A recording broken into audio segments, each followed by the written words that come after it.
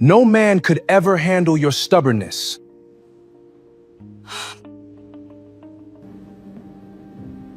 But you can. How? The rehearsal had been running for 6 hours. 6 hours of Camille Arden repositioning centerpieces, restructuring the welcome timeline, and overriding every staffing decision her team had spent 3 weeks building.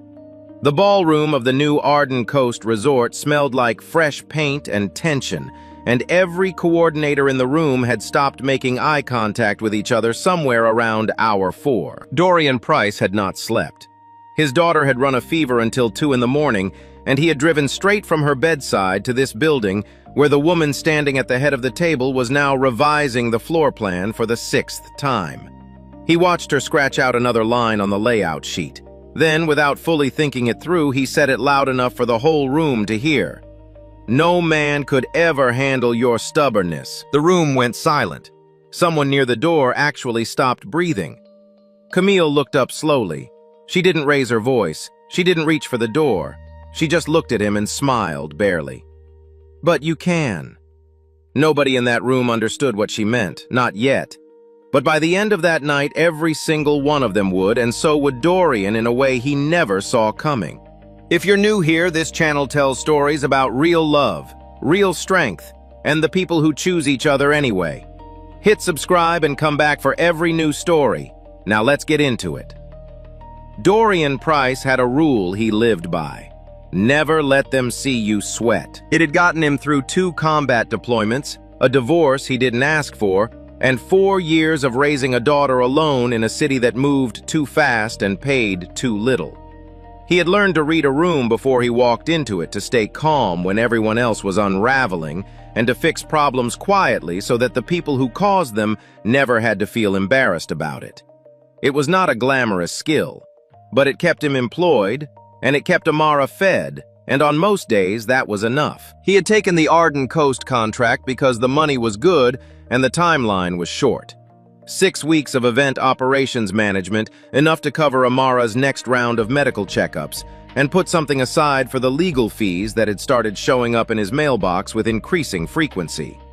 His ex-wife Diane had been making noise again about custody. Not because she wanted to raise their daughter, Dorian had come to understand, but because she wanted to feel like she had won something. He tried not to think about it during business hours. The job itself was straightforward, or should have been. Arden Coast Hospitality was preparing to launch its newest coastal property, a mid-sized resort on the Georgia Shore, designed to compete with larger luxury brands by offering something more personal. Dorian had managed bigger events with messier logistics. He knew how to coordinate vendors, manage floor staff, build contingency timelines. What he had not accounted for was Camille Arden. She was 34 years old and ran the company her father had built from 2 beachside cottages into a regional hospitality brand. Harold Arden had died 14 months ago, and Camille had inherited not just the business, but the board of directors that came with it. 8 people, most of whom had been waiting quietly for the right moment to sell the company to a larger competitor and collect their exit packages. Camille knew this. She had known it since the week after her father's funeral, when she had found the preliminary acquisition offer already sitting in the legal department's inbox. She had not said a word about it to anyone. Instead, she had worked harder, slept less, and made herself impossible to argue with. The result was a woman who did not delegate easily, did not trust quickly, and did not slow down for anyone who could not keep up. Dorian had understood this within the first 20 minutes of their initial meeting. She had arrived 7 minutes early, reviewed his proposed operations timeline without sitting down, and identified 3 structural problems before he had finished his introduction. He had found it impressive, if not exactly warm. He had also noticed the way her assistant glanced at the door when Camille began marking up the document, the kind of glance that meant this was not unusual behavior. By the end of the 3rd week, the team had settled into a working rhythm, but it was the rhythm of people walking carefully around something fragile. Camille approved decisions, slowly reversed them without explanation, and had a habit of appearing on site at hours no one expected, checking details that had already been checked. The staff respected her. They also feared her in a specific low-grade way, not because she would destroy them, but because she was entirely beyond their control. Dorian did not fear her. He found her exhausting, occasionally unreasonable, and genuinely difficult to work with. But he did not fear her, and that distinction he would later realize was the thing that changed everything. The morning of the final rehearsal, Dorian had gotten the call at 11:15 at night. Amara's temperature had spiked to 103. He had spent the next 4 hours sitting on the edge of her bed, pressing a cool cloth to her forehead and reading to her from the chapter book she kept on her nightstand. The one with the girl detective who solved everything by paying attention to what other people ignored. By 3 in the morning, the fever had broken. By 4:30, Amara was sleeping soundly, and Dorian was in his car driving toward the resort in the dark. He arrived looking like what he was, a man who had not slept, running on coffee, and the kind of adrenaline that only fathers of young children fully understood. He had changed his shirt in the parking lot. It was the best he could do. Camille was already inside. She had apparently arrived at 5:45, and by the time the rest of the team filtered in, she had already rearranged the welcome station layout, flagged 2 vendor deliveries as insufficient, and drafted a revised guest flow for the ballroom's east entrance. She presented these changes without apology or preamble. This was simply how things were going to be. The rehearsal began. It did not go smoothly. By the second hour, 3 coordinators had quietly texted each other in the group chat they thought Dorian didn't know about, the one where they processed their feelings about the job in real time. By the 4th hour, the catering lead had excused herself to the hallway and not come back. By the 6th hour, Camille was revising the floor plan for the 6th time, and the room had taken on the specific silence of people who had stopped expecting the day to improve. Dorian watched her drag her pen across the layout sheet, scratching out the corridor spacing he had spent 2 days measuring, and replacing it with a configuration he could already see would create a bottleneck near the main entrance. He thought about Amara's fever. He thought about the legal notice sitting on his kitchen counter. He thought about the 12 people standing in this room who had families to get home to and had been here since before sunrise. He said it before he could stop himself. No man could ever handle your stubbornness.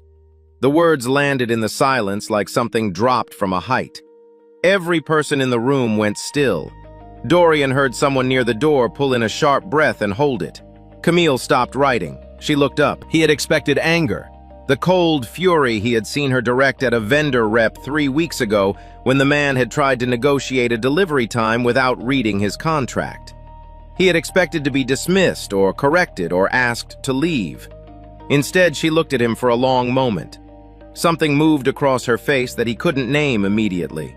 Not hurt exactly, not surprise.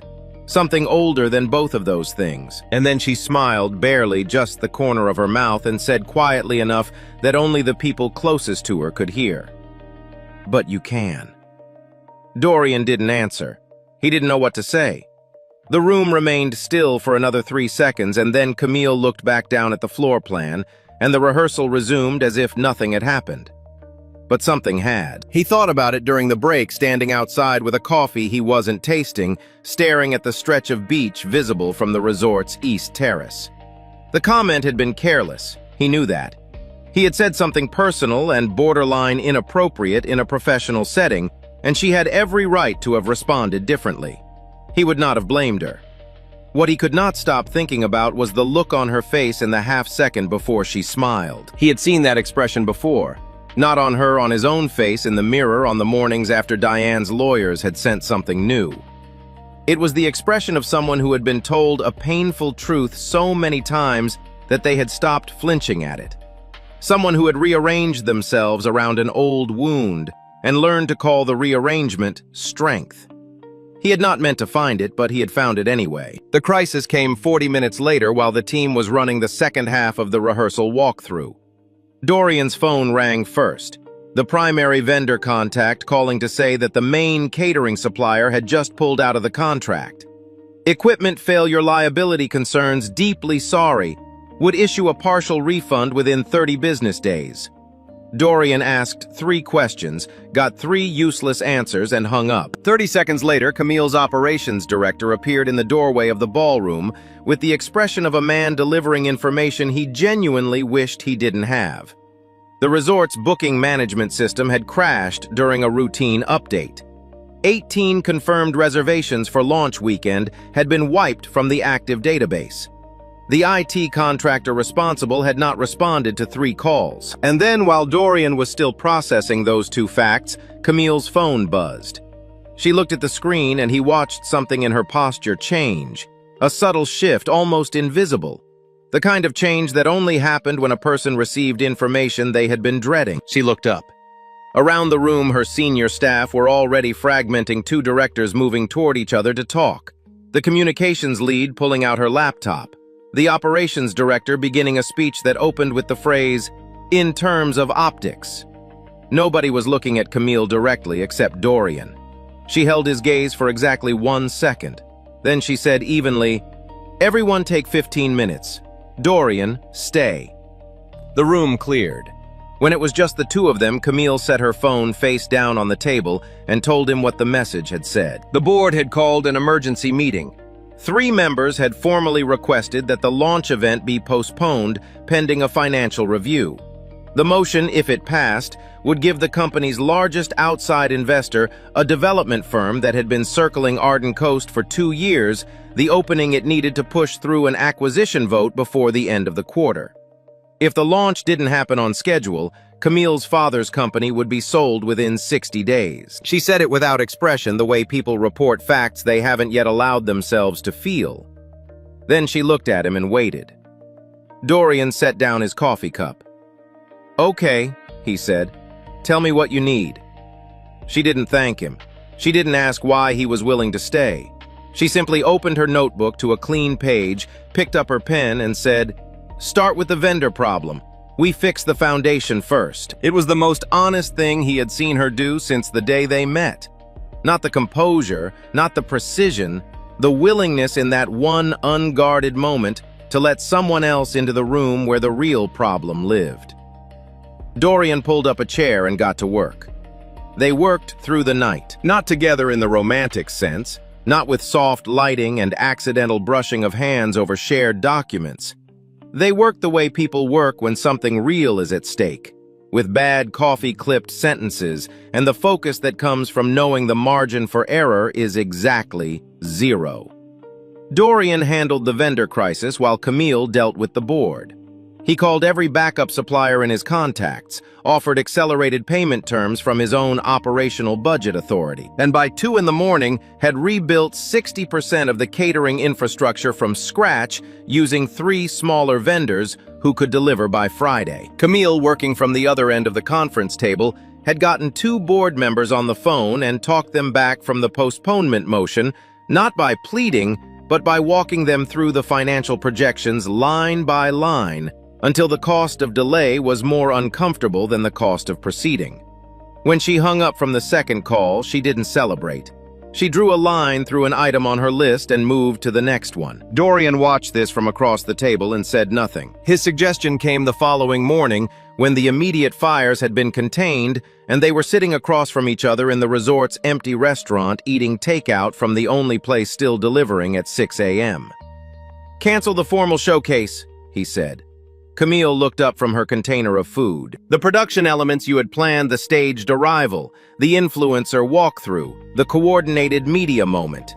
Cancel all of it." He leaned forward slightly. "Instead, open the doors 2 days early. Invite the long-term employees, the families from the local community, your most loyal returning guests. Let them experience the property before anyone else. Let the story build from the inside out." Camille was quiet for a moment. "The luxury positioning depends on exclusivity. If we open early to a general audience..." "You're not opening to a general audience. You're opening to the people who actually built this place." He paused. "There's a difference between exclusive and cold. Your father understood that difference. That's why people trusted this brand." He hadn't meant to invoke Harold Arden. He saw something shift in her face when he did not offense, but something more careful. She looked down at the table for a moment, then back at him. "People don't remember a perfect ceremony," he said more quietly. "They remember the place that made them feel like they belonged there." The silence that followed was long enough that he thought she was going to reject the idea. Then she picked up her pen and wrote something at the top of a clean sheet. "I want a revised operations plan by noon," she said, "and I want it to actually work." It was Dorian understood her version of yes. They spent the next 2 days rebuilding the launch from the ground up. What Dorian proposed and Camille refined became something neither of them had originally planned, a launch event that felt less like a corporate production and more like a homecoming. The resort's longest-tenured employees were given front-of-house roles for the opening night. The local families who had watched the property being built from their street corners received the first formal invitations. A retired couple who had honeymooned at the original Arden property 30 years ago were quietly upgraded to the best suite on the property. No announcement made, no camera present. The logistics were harder than the original plan. Dorian didn't sleep much, but the team, sensing something different in the atmosphere, stopped moving like people waiting for the next correction and started moving like people who believed in what they were doing. It was during the second evening of preparation that Dorian began to see Camille differently. Not with dramatic, sudden clarity. It was slower than that and more specific. He noticed that she remembered the name of every person on the event staff, not as a performance of leadership, but as a simple reflex, the way you remember names of people you have actually paid attention to. He found out from the front desk manager entirely by accident that Camille had been quietly covering tuition payments for the daughter of one of the resort's housekeeping supervisors for the past 2 years. When he mentioned it to Camille, she looked genuinely annoyed that anyone knew. He noticed that she checked the accessible guest rooms herself, walking the path from parking to entrance to elevator, because she wanted to know if a guest with mobility limitations would encounter any friction before a staff member had the chance to help. She didn't document it. She didn't mention it in the operations meeting. She just did it and moved on. These were not the behaviors of a person who was cold. They were the behaviors of a person who had learned to care for people from a distance because something in her history had made closeness feel like a liability. Dorian recognized it because he had spent years doing the same thing. He had seen Patricia Weston's name in the board minutes during his first week on the job, listed as one of Harold Arden's earliest allies on the board. The person who had seconded every major motion Harold had brought to the table in his final 2 years. She had been notably quiet in recent months, and Dorian had come to understand that her silence was not indifference. It was the stillness of someone waiting to see which way things would go before committing to a direction. He filed that observation away without acting on it. The conversation on the terrace happened on the third evening without either of them planning it. Dorian had stepped outside for air around 10 o'clock after a meeting with the communications team that had run 40 minutes too long. The Georgia coast in summer was still warm at that hour, the kind of warm that felt like the day exhaling. And the water beyond the resort's lawn was dark and flat and quiet. He had been standing there for about 4 minutes when he heard the door behind him open. Camille walked to the terrace railing and stood a few feet away from him, looking out at the water. She didn't speak immediately. He didn't either. After a while, she said, "I got a message from the board tonight. 3 members have been in private talks with Hargrove Development for the past 6 weeks. The offer has already been drafted. The only thing stopping them from calling the vote is the launch." Dorian kept his eyes on the water. "So we make sure the launch matters." "I know that." She paused. "I've known since my father died that they would try this. I've spent 14 months building a wall around this company brick by brick, and the entire time I knew that if I made one real mistake, they would use it." She was quiet for a moment. "I'm tired of building walls." He turned to look at her. In the low light from the resort's exterior fixtures, she looked like herself precisely, exactly herself, without the layer of performance that the conference room required. Not softer, just unguarded. "I don't know how to stop," she said. It came out less like a confession and more like a fact. She was reporting something she had observed about herself with the same precision she applied to everything else. "Every time I consider letting something go, I think about what happens if I do. What gets taken? Who gets hurt?" She glanced at him. "Does that make sense?" Yes, Dorian said. It makes complete sense. She looked back at the water. Your daughter's name is Amara. He was slightly surprised she knew. Yes. You drove here from her bedside the morning of the rehearsal. It was not a question. I saw it. The way you looked when you walked in. She paused. I didn't say anything because it wasn't relevant to the work, but I noticed. You notice a lot, he said. Occupational habit. Something almost like a smile. Then, you said something to me that morning. Something that had no business being said in a professional setting. I know, I apologize for... I'm not asking for an apology. She turned to face him directly. I'm asking why it didn't make me angry. Dorian held her gaze. The honest answer was the one he had been turning over since the rehearsal. The answer he had not let himself complete because completing it felt like stepping off a ledge.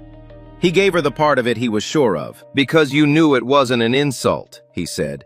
You knew I wasn't trying to make you smaller. I was just tired and careless, and I said something true in the wrong way.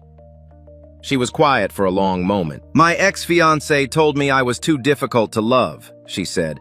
He was very calm about it, very reasonable. He said it the way you'd explain why a particular investment wasn't worth the return. A pause. My stepmother Lenora has been saying a version of the same thing since I was 19. That a woman who leads like I do will never make a man feel like he has a place. Dorian said nothing. He let her finish. And then you, a person I had known for 3 weeks who had every professional reason to keep his mouth shut, said the same thing they always said. And it didn't land the same way. She looked at him. Why didn't it land the same way? Because of what came after it, he said quietly. What you said back. She held his gaze. I meant it. I know you did. The silence between them was different from the silence in the conference room. It had weight, but not pressure. He heard the water moving against the shore somewhere below them, slow and rhythmic. You don't need to be easier to love, he said. And you don't need to want less. You just need someone who isn't threatened by the size of what you carry. She looked at him for a long moment, then carefully, Is that what you are? I don't know yet, he said honestly, but I'm not leaving. It took less than 18 hours for everything to fall apart. The rumors surfaced the next morning through the resort's communications channels. A whisper, then a headline on a local business blog, then a forwarded screenshot in the staff group message. Dorian Price, the outside operations contractor, had allegedly been leveraging his proximity to Arden's CEO in exchange for a permanent director position in the company. The implication was clear and ugly. He had cultivated her trust deliberately for personal gain. He found out when his phone started ringing with numbers he didn't recognize. The story had not appeared by accident. By midday, it was clear the rumor had been seeded deliberately, shaped to sound credible by including accurate details about his contract terms and his daughter's custody situation details that were not public knowledge. Someone inside the organization had fed the information outward, and the person most likely to have done so was also the person with the most to gain from Camille's credibility collapsing before the launch. Lenora Arden called Camille that afternoon. Dorian was not in the room for the conversation, but he heard about it from the operations director who had been standing in the hallway outside Camille's office when the call came through. Lenora had said plainly and without apparent malice that a CEO with real instincts would not place her trust in a man with an unstable home situation and a conflict of interest problem. She had said it the way people say things they have been waiting a long time to say. 2 hours later, Dorian's own phone rang. It was Diane's attorney. The call was brief and precise. In light of Dorian's current professional situation, specifically the public allegations of ethical misconduct, Diane would be moving to accelerate the custody review timeline. Her position was that the instability of his employment combined with the nature of the allegations demonstrated that Amara's primary residence should be reconsidered. The hearing had been moved up.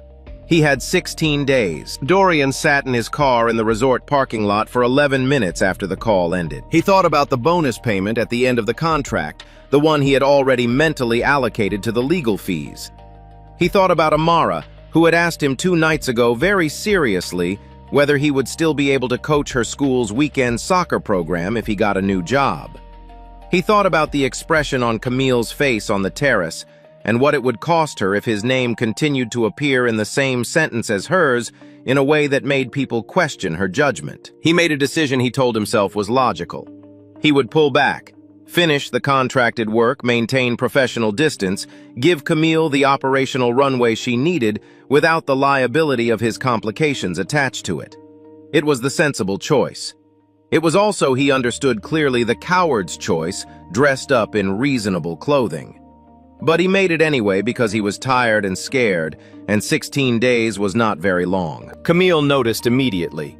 She noticed the way he stopped coming to the informal end-of-day debriefs, the way he began routing communications through the operations director instead of coming to her directly, the way he answered her questions in meetings with the careful tone of someone maintaining a professional boundary they had decided on unilaterally. She knew what it meant. She had seen it before the moment a person decided she was more trouble than she was worth and began the process of withdrawing in small, deniable increments. She had watched it happen with her ex-fiancé over 4 months, a slow leak she had refused to name until the relationship was completely empty. She was not going to watch it again. The morning after Dorian's withdrawal became unmistakable, Camille walked into the all-hands operations meeting and announced that all project communications would be formalized through the standard contractor management process, effective immediately. She said it without looking at Dorian. She said it in the tone she used when she was closing a door. It was the wrong decision made for the right reason, which was that she had decided very quietly and very firmly that she would not allow herself to be the person who waited again. The evidence arrived that evening in the form of a forwarded document. A board member had obtained a financial audit commissioned by Harold Arden 18 months before his death, an internal review of the company's reserve funds. The document had been doctored. In the altered version, 3 transactions that Harold himself had authorized transfers into a protected employee welfare fund, designed specifically to shield staff from being left without severance if the company was ever sold without his consent, had been reframed as unauthorized disbursements. Camille's signature required for the current fiscal year's fund maintenance had been extracted and repositioned to make it appear she had approved the transfers after her father's death. The fabricated version had been submitted to 2 board members and was already in the hands of a financial journalist at a regional business publication. By morning, the headline would read, "Arden Coast CEO allegedly diverted employee funds to save failing resort launch." By morning, the board would convene an emergency session. By morning, Camille Arden, who had spent 14 months building a wall around everything her father had built, would find herself locked out of her own company's systems, her access credentials suspended pending review, standing in the parking lot of the resort in the early gray light with her phone in her hand and nowhere obvious to go. Dorian found out at 5:47 a.m. when his own access badge stopped working at the service entrance. His contract had been terminated overnight, effective immediately on grounds of internal information breach. The bonus was forfeit. The timeline for the custody hearing had not changed. He sat on the hood of his car in the empty parking lot and looked at the resort. The clean lines of it, the wide front terrace where he and Camille had stood 3 nights ago, the water visible beyond the lawn, still dark in the early morning. He thought about everything he stood to lose by staying involved. He listed the items carefully, the way he always did when the situation required clear thinking. Then he took out his phone and called his daughter. Amara answered on the second ring, her voice still thick with sleep. "Dad? Hey, baby, did I wake you?" "A little." A pause. "Are you okay?" "I'm thinking through something." "Is it about the lady from the company?" Amara asked with the unsettling directness of 8-year-olds everywhere. Dorian almost smiled. "Yeah. Mom left because things got hard," Amara said simply. "You always said you're not like that." He was quiet for a moment. "I did say that." "So," she yawned, "are you going to be like that?" Dorian looked at the resort. The sky behind it was beginning to lighten at the edges. "No," he said, "I'm not." He found the original document at 7:12 in the morning, not through any dramatic act of investigation, through the same methodical habit that had gotten him through every crisis he had ever managed. When a system failed, you went back to the foundation. You ignored the noise and read the original source. Dorian had learned this in the army and applied it to event operations for a decade, and it worked the same way in both contexts. Most disasters were not actually complicated. They were simple problems wearing complicated clothes. The operations management system he had been using for the past 6 weeks still had his credentials cached on his personal laptop. Whoever had terminated his contract overnight had done so in a hurry, a rushed decision made under pressure, and had not completed the credential revocation process in the company's back-end system. He had a window maybe 40 minutes before someone on IT's morning shift noticed the active session and closed it. He used those 40 minutes carefully. The financial records for Arden Coast's Employee Welfare Fund were not hidden. They were exactly where Harold Arden had put them in the company's internal archive, time-stamped, signed, cross-referenced with the board minutes from the meeting at which Harold had formally established the fund. The purpose was documented in plain language. In the event of an unsolicited acquisition or hostile board action, the fund would be activated to provide full severance benefits continuation and job placement support for any employee with more than 2 years of tenure. Harold had structured it so that the fund could not be dissolved without a unanimous board vote and a 60-day public notice period. The transfers that had been reframed as misconduct were routine annual maintenance deposits. Camille's signature on the current year's filing was not evidence of wrongdoing. It was evidence that she had continued doing exactly what her father had asked her to do. Dorian downloaded the original documents, the time-stamped archive records, and the relevant board minutes. He cross-referenced the transaction dates against the altered version of the audit that had been submitted to the board. The fabrication was not sophisticated. It had been assembled quickly by someone who assumed no one would check the original because the original required archive access that most people at the company either didn't know existed or didn't know how to navigate. He sent everything to his personal account with a backup copy to a cloud folder, then closed the laptop. He sat for a moment in the silence of his car.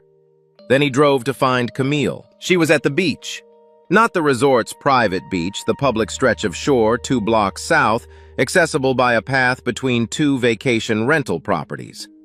He found her sitting on a low concrete barrier at the edge of the sand, still in the same blazer she had been wearing when her credentials were suspended, her shoes off her feet in the sand.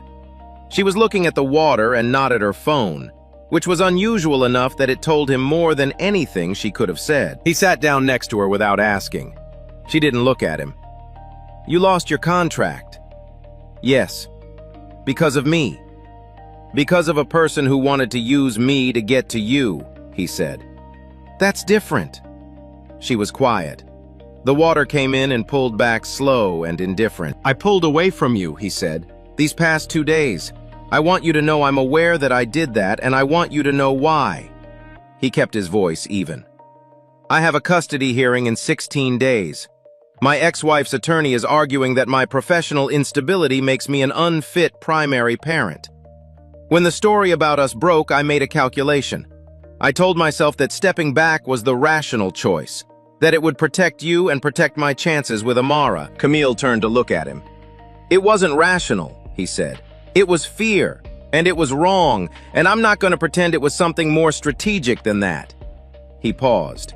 "I'm telling you because you deserve an honest reason, not a managed one." She studied him for a long moment. The morning light was full now, coming in flat and even off the water. "I shut the door," she said quietly. "In the meeting, when I formalized everything." "I know.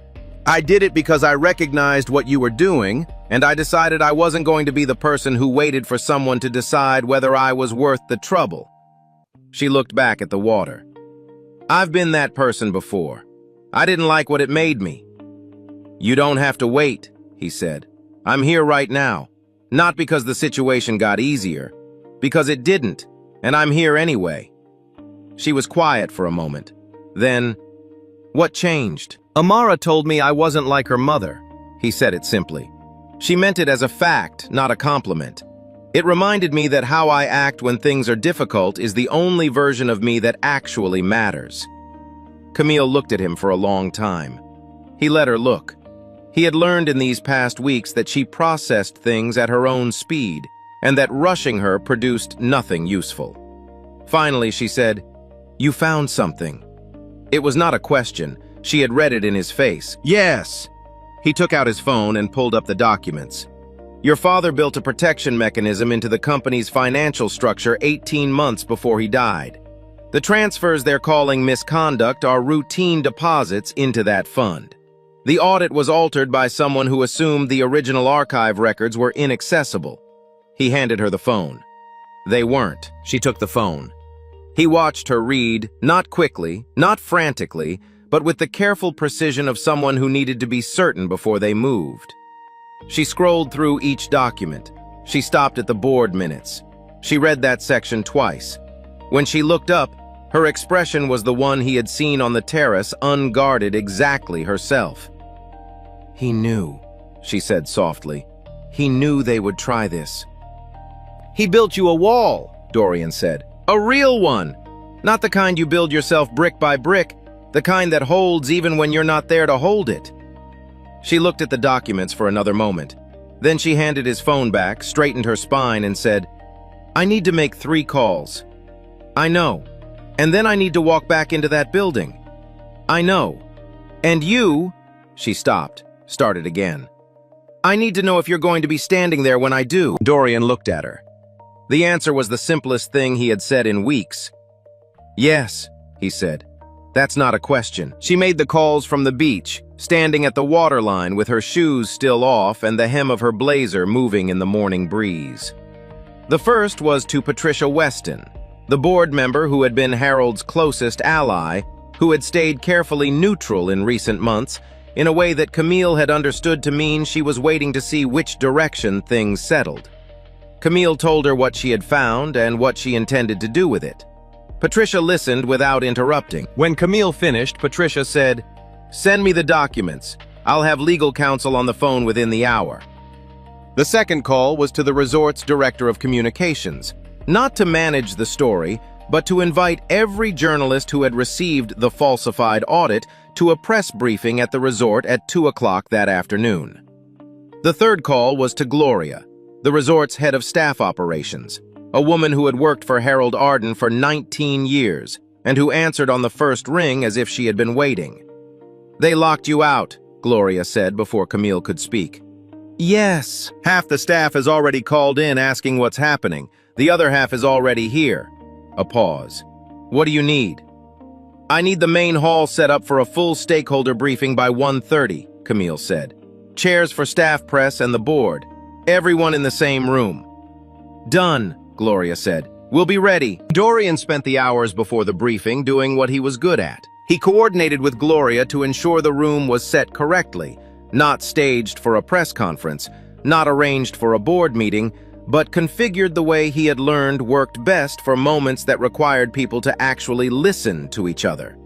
Chairs in a wide curve rather than rigid rows, no podium.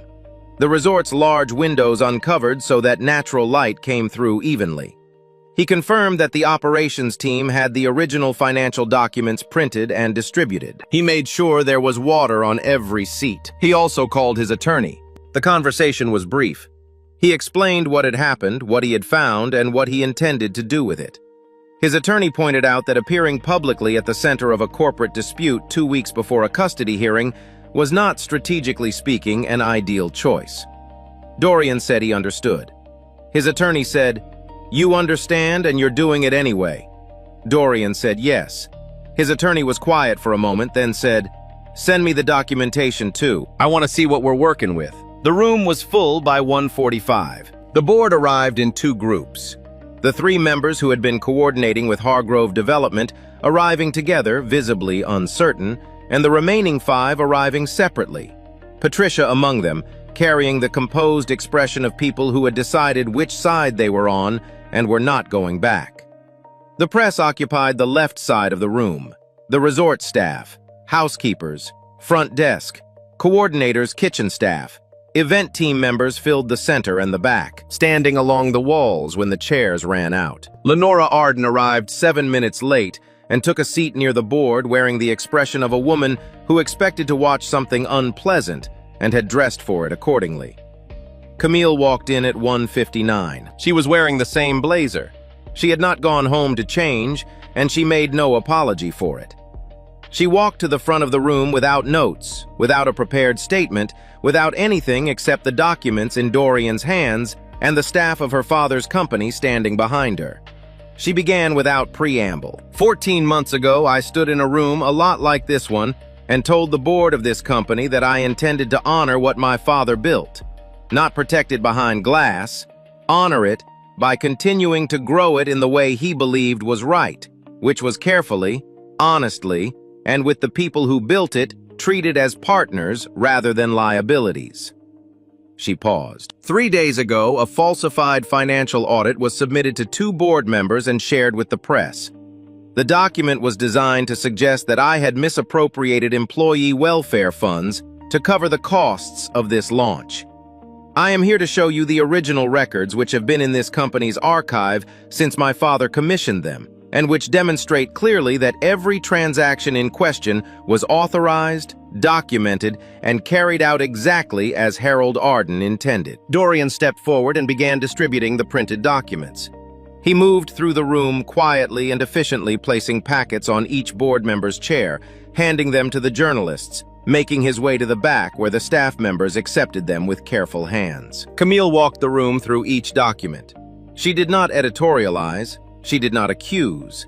She presented the original records, the time-stamped archive entries, the board minutes bearing Harold's signature, and the cross-reference showing exactly how the altered version had been constructed and what had been changed.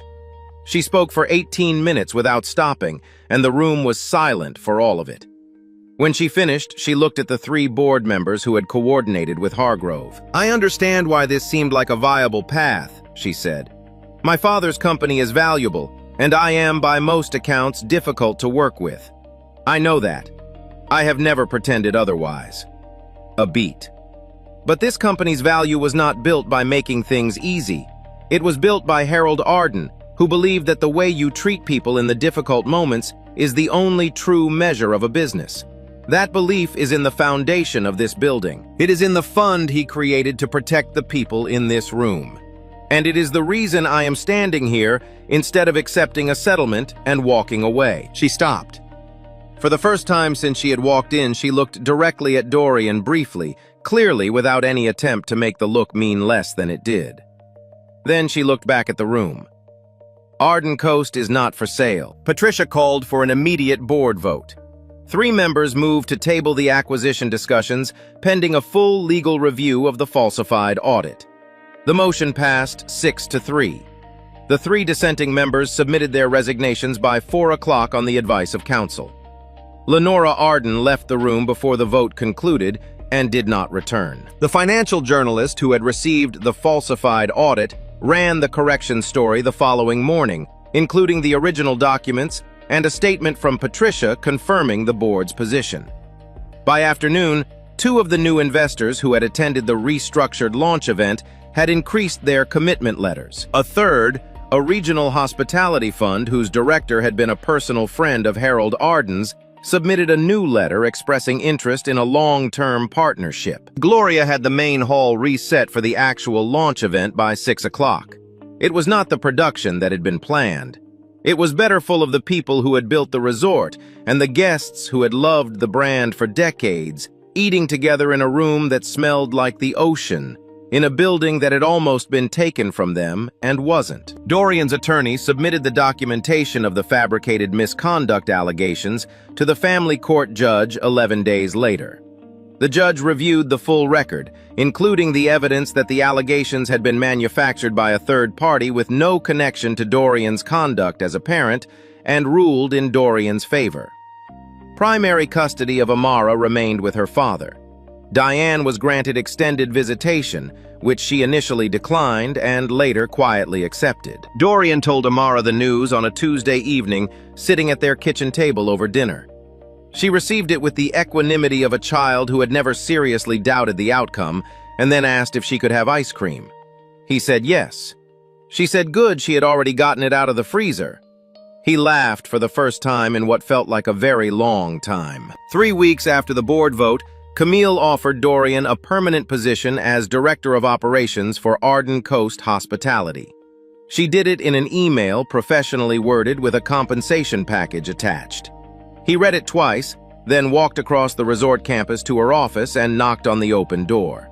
She looked up from her desk. "The salary is fair," he said. "The benefits are good." "Yes. I have one condition." She waited. "I need to be able to leave by 5:30 on Tuesdays and Thursdays. Amara has soccer." Camille looked at him for a moment. Then she said, "5:30 is fine. I'll need you in early on Wednesdays to compensate." "That works," he said. She nodded and looked back at her desk, her way of ending a conversation that had gone the way she wanted it to go. He turned to leave. "Dorian," he stopped. She was still looking at her desk. "Thank you for not leaving." He stood in the doorway for a moment. "You don't have to thank me for that." She looked up. "I know I don't have to. I wanted to." He held her gaze. "You're welcome, Camille." He left her office and walked back across the campus in the late afternoon light, past the staff members heading home for the evening, past the guests settling into chairs on the front terrace with their drinks, past the wide lawn where he could already picture Amara running on a Saturday morning, chasing something, laughing at something, completely unaware of how much of his world she anchored. It was a good feeling. He let himself have it. The second Arden Coast property opened on a Saturday in late August, 14 months after the night Dorian had sat on the hood of his car in an empty parking lot and made the decision that changed everything. It was smaller than the first, a quiet stretch of Georgia coastline that Harold Arden had purchased years before his death and never gotten around to developing. Camille had found the deed in a box of her father's personal files, tucked between a photograph of the original Arden property and a handwritten note that said simply, "For whatever comes next."